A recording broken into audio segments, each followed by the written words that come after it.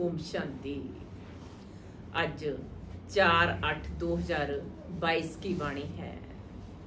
बाबा आखदे ने, मिठे बच्चे तुहानू बाप समान रूप बसंत बनना है। ज्ञान योग दी धारणा कर, फिर असामी देख दान करना है। अज बाबा ने प्रश्न पूछा, केड़ी रस्म द्वापर तो चली आउंदी है पर संगम ते बाप उस रस्म नू बंद करवा दिंदे हन। केड़ी रस्म द्वापर तो चली आउंदी है पर संगम ते बाप उस रस्म नू बंद करवा दिंदे हन। अज बाबा दा उत्तर है, द्वापर तो पैर पैण दी रस्म चली आउंदी है। बाबा आखदे, इत्थे तुसी किसे नू भी पैर पैण दी लोड़ नहीं। मैं तां अभोक्ता अकर्ता असोचता हाँ। तुसी बच्चे तां बाप नालों भी बड़े हो, क्योंकि बच्चा बाप दी पूरी जायदाद दा मालिक हुंदा है। तां मालिका नू मैं बाप नमस्कार करदा हाँ, तुहानू पैर पैण दी जरूरत नहीं। हाँ, छोटे बड़ियां दा रिगार्ड तां रखना ही पैंदा है। गीत है, जो पिया के साथ है उसके लिए ज्ञान बरसात है।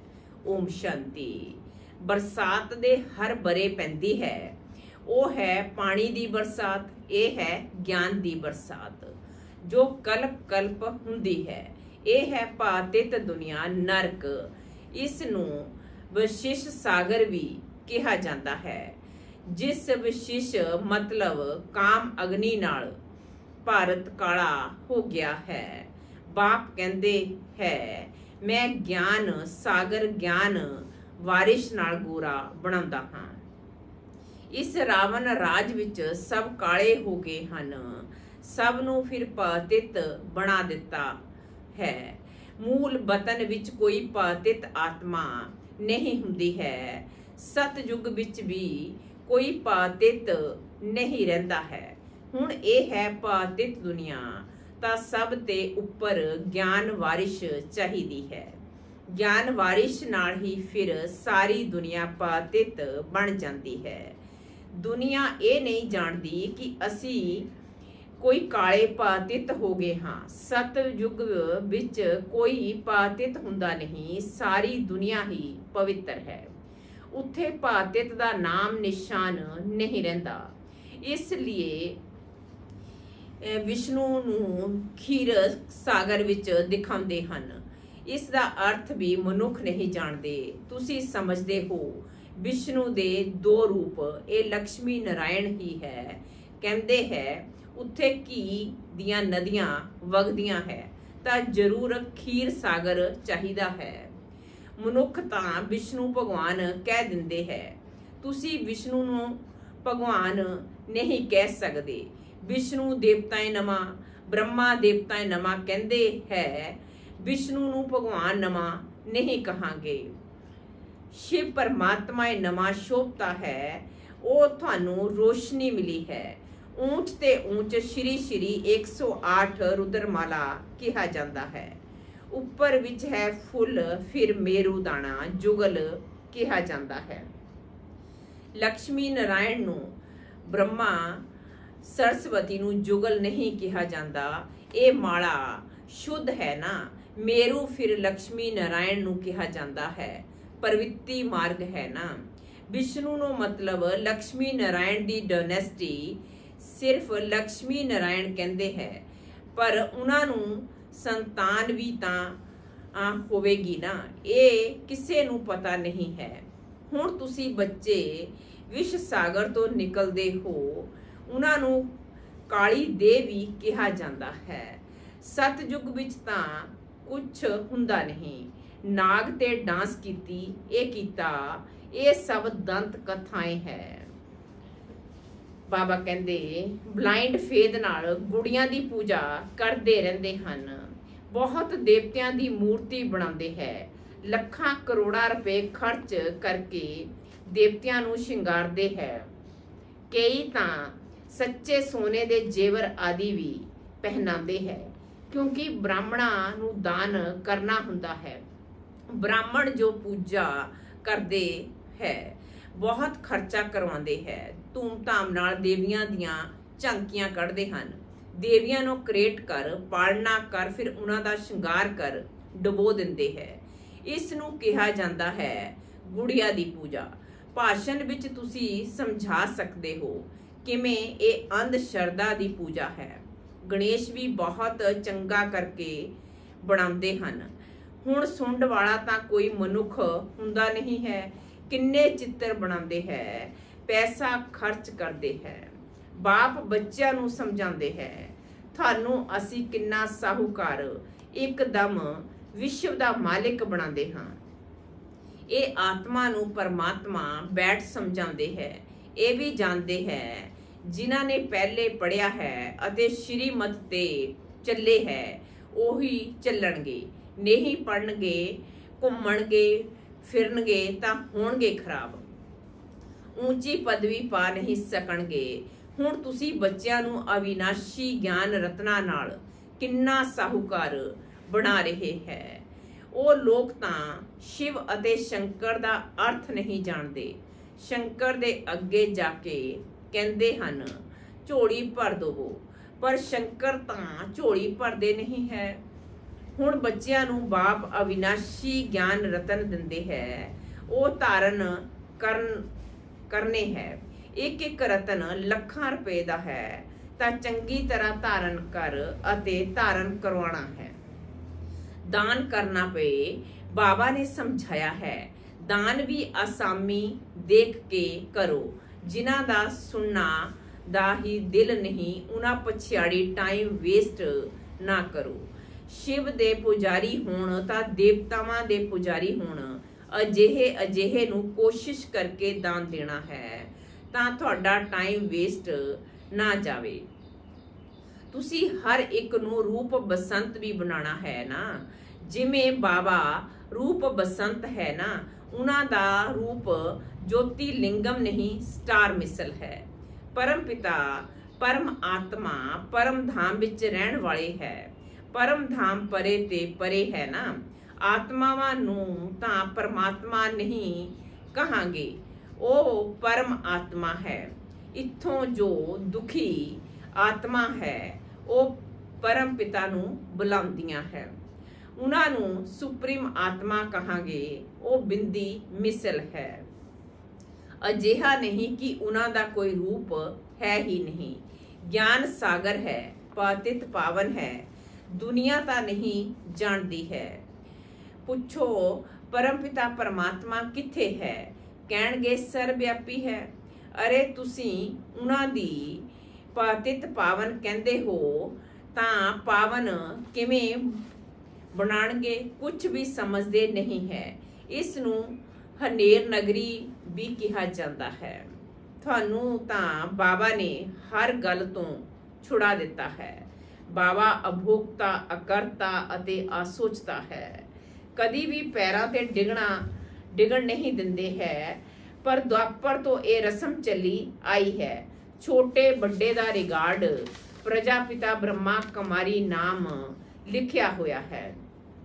बाबा बहुत नवा तरीका बहुत सहज दसदे है। बाबा नूं उत्कंठा रहिंदी है, इवें इवें दे बोट लगाने चाहिए है। बाबा डायरेक्शन दिंदे है। बाप नूं कहंदे ही है रहम दिल ब्लिसफुल, तां बच्चिआं नूं भी बाप समान रहम दिल बनना है। इन्हां चित्रां विच ते बहुत वड्डा खजाना है।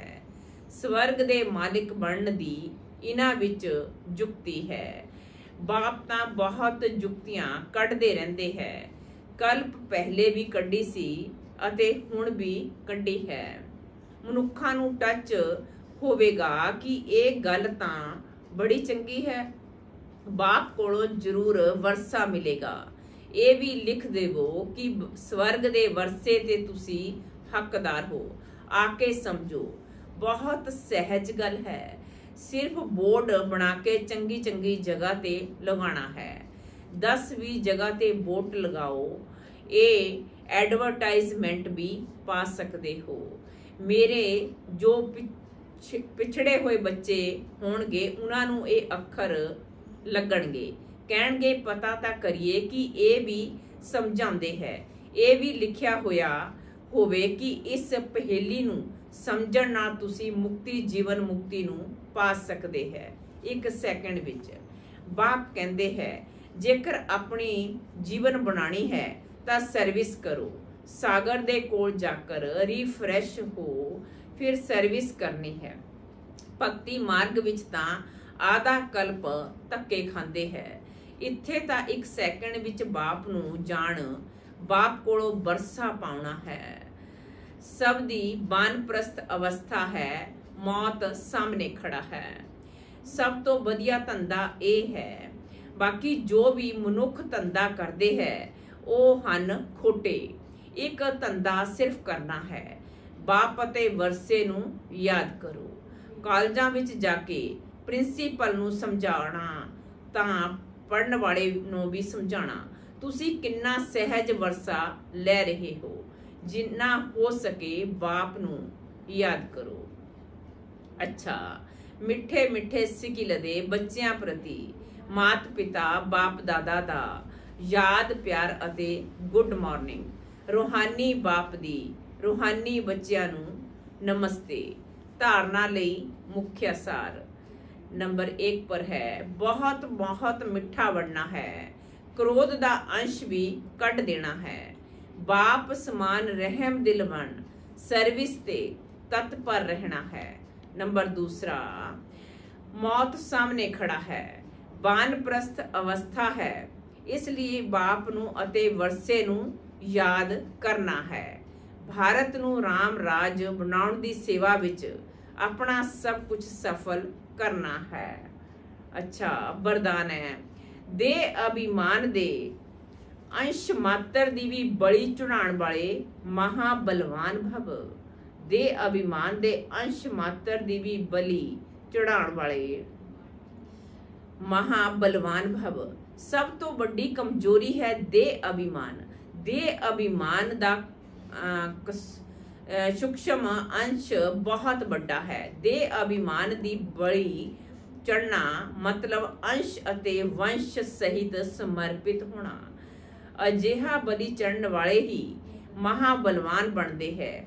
ਜੇਕਰ ਦੇ ਅਭਿਮਾਨ ਦਾ ਕੋਈ ਵੀ ਅੰਸ਼ ਛਿਪ ਕੇ ਰੱਖ ਲਿੱਤਾ, ਅਭਿਮਾਨ ਨੂੰ ਹੀ ਸਮਾਨ ਸਮਝ ਲਿਆ, ਤਾਂ ਉਸ ਵਿੱਚ ਅਲਪ ਕਾਲ ਦੀ ਵਿਜੇ ਭਾਵੇਂ ਦਿਖਾਈ ਦੇਵੇਗੀ, ਪਰ ਬਹੁਤ ਕਾਲ ਦੀ ਹਾਰ ਸਮਾਈ ਹੋਈ ਹੈ। ਸਲੋਗਨ ਹੈ, ਇੱਛਾ ਨਹੀਂ ਸੀ ਪਰ ਚੰਗਾ ਲੱਗ ਗਿਆ। ਇਹ ਵੀ ਜੀਵਨ ਬੰਦ ਸਥਿਤੀ ਹੈ। ਇੱਛਾ ਨਹੀਂ ਥੀ, ਜੀਵਨ ਚੰਗਾ ਲੱਗ ਗਿਆ, ਇਹ ਵੀ ਜੀਵਨ ਬੰਦ ਸਥਿਤੀ ਥੀ। ਮਾਤੇਸ਼ਵਰੀ ਜੀ ਦੇ ਅਨਮੋਲ ਮਹਾਵਾਕਿਆ। ਇਸ ਅਵਿਨਾਸ਼ੀ ਗਿਆਨ ਨੂੰ ਪਰਮਾਤਮ ਗਿਆਨ ਕਹਿੰਦੇ ਹੈ। ਇਸ ਗਿਆਨ ਦਾ ਮਤਲਬ ਹੈ ਜਿਉਂਦੇ ਜੀ ਮਰ ਜਾਣਾ। ਇਸ ਲਈ ਕੋਟਾਂ ਵਿੱਚ ਕੋਈ ਵਿਰਲਾ ਹੀ ਇਹ ਗਿਆਨ ਲੈਣ ਦੀ ਹਿੰਮਤ ਰੱਖਦਾ ਹੈ। ਇਹ ਤਾਂ ਅਸੀਂ ਜਾਣਦੇ ਹਾਂ ਕਿ ਇਹ ਗਿਆਨ ਪ੍ਰੈਕਟੀਕਲ ਜੀਵਨ ਬਣਾਉਂਦਾ ਹੈ। ਅਸੀਂ ਜੋ ਸੁਣਦੇ ਹਾਂ ਉਹ ਪ੍ਰੈਕਟੀਕਲ ਵਿੱਚ ਬਣਦੇ ਹਾਂ। ਅਜਿਹਾ ਗਿਆਨ ਕੋਈ ਸਾਧੂ ਸੰਤ ਮਹਾਤਮਾ ਦੇ ਨਹੀਂ ਸਕਦੇ। ਉਹ ਲੋਕ ਇਵੇਂ ਨਹੀਂ ਕਹਿਣਗੇ ਮਨ ਮਨਾ ਭਵ। ਹੁਣ ਇਹ ਫਰਮਾਨ ਸਿਰਫ ਪਰਮਾਤਮਾ ਹੀ ਕਰ ਸਕਦਾ ਹੈ। ਮਨ ਮਨਾ ਭਵ ਦਾ ਅਰਥ ਹੀ ਹੈ ਮੇਰੇ ਨਾਲ ਜੋਗ ਲਗਾਓ। ਜੇਕਰ ਮੇਰੇ ਨਾਲ ਜੋਗ ਲਗਾਓਗੇ ਤਾਂ ਮੈਂ ਤੁਹਾਨੂੰ ਪਾਪਾਂ ਤੋਂ ਮੁਕਤ ਕਰ ਬੇਕੁੰਡ ਦੀ ਬਾਦਸ਼ਾਹੀ ਦੇਵਾਂਗਾ। ਉੱਥੇ ਤੁਸੀਂ ਚੱਲ ਕੇ ਰਾਜ ਕਰੋਗੇ।